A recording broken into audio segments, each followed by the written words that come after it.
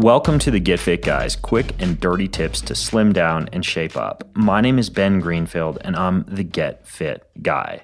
And as the Get Fit Guy, I follow a big variety of health, fitness, and nutrition blogs and podcasts, and on any given morning, I'll preview a good 40 to 50 different articles or studies and read the details on at least 10 of them.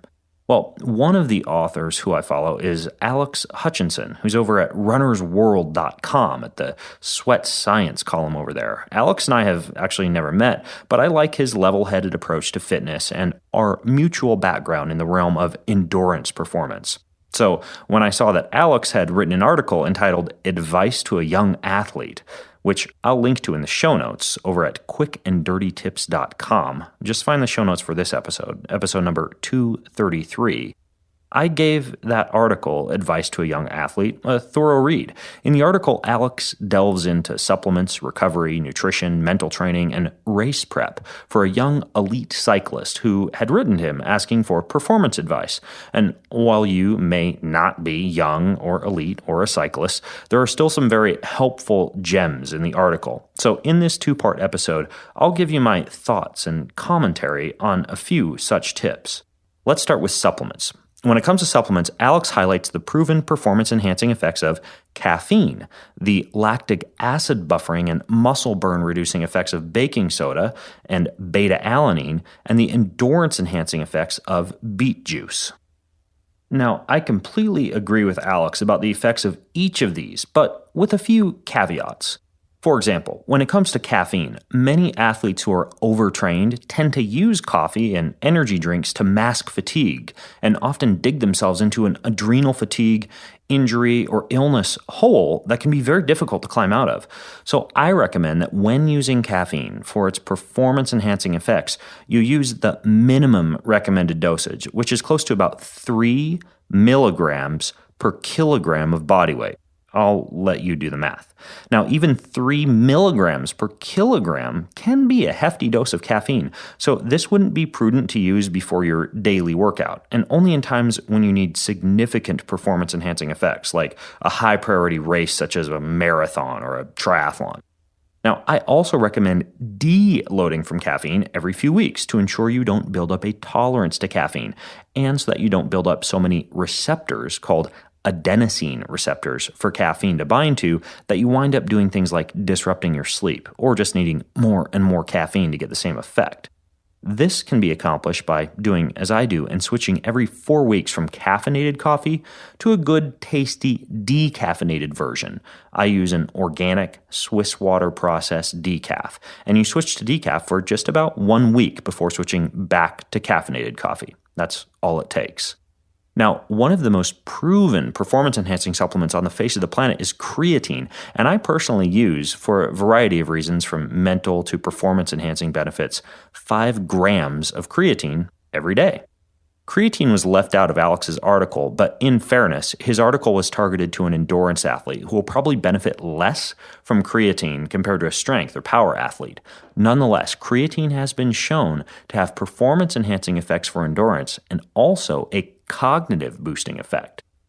Finally, we live in an era in which an athlete, or anyone, can affordably undergo blood, saliva, and stool testing to identify specific hormone, neurotransmitter, micronutrient, bacterial, and enzyme excesses or deficiencies. Because of this, it's possible to create a customized exercise supplementation protocol based on your specific needs. For example, common deficiencies among athletes include red blood cell magnesium, vitamin D, ferritin, thyroid hormone, and testosterone.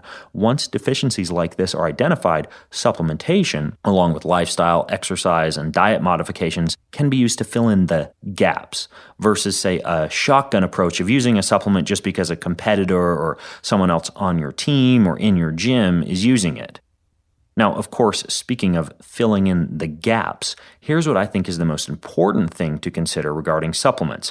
I was recently speaking on a supplement panel at PaleoFX, and I highlighted the fact that you can't out-supplement poor lifestyle, exercise, and diet choices. So whether you're talking about muscle gain, performance, or fat loss, supplementation might give you the extra edge of, say, 1% to a maximum of perhaps 10%. That's why it's called a supplement, not a staple. So just remember that before you decide to cut your workout short so that you can go pop a few pills. Now, next is recovery. And for recovery, Alex says not to spend too much time on methods like ice baths, since they may attenuate the body's adaptation to training. Now, that's probably prudent if you're the type of exerciser who is observed in studies that show things like ice baths don't work. That is, someone who is exercising for, say, 20 to 60 minutes, 5 to 7 days per week. Now, you're not necessarily doing, say, a CrossFit WOD every day or throwing down 2 to 3 hour runs on the weekend or working out 60 to 90 minutes on multiple days per week. However, many of the exercise enthusiasts who listen to this show or whose workout protocols I've reviewed definitely fall into the camp of people who need more recovery, not less.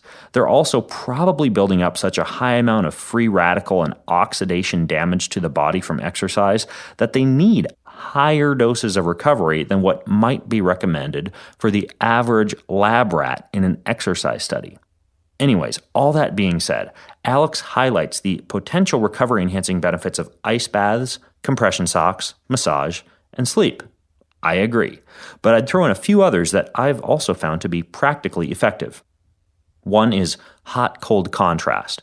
For example, sitting in a warm sauna for 20 to 45 minutes on a recovery day, then finishing up with a cold shower, alternating to an ice bath dip, followed by a hot tub soak several times through, or even simply switching the shower that you take on a daily basis from warm water to cold water for a few cycles through. There are many different ways to do hot-cold contrast, but it works quite well for recovery.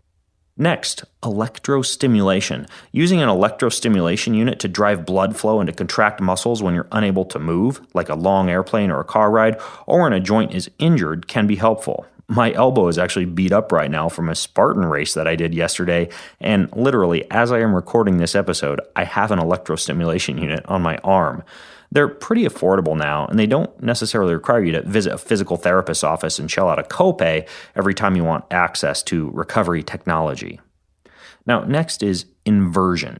Just like compression, inversion can help move blood out of areas in the body where the blood has pooled or where inflammatory fluids from metabolism and exercise have accumulated. From yoga inversion poses to inversion tables to hanging from ropes or pull-up bars, getting your recovering appendages higher than your heart can be easy and effective and has the added advantage of traction, which is the pulling apart of joints that can increase synovial fluid and lubrication moving in and out of joints like knees or hips or shoulders.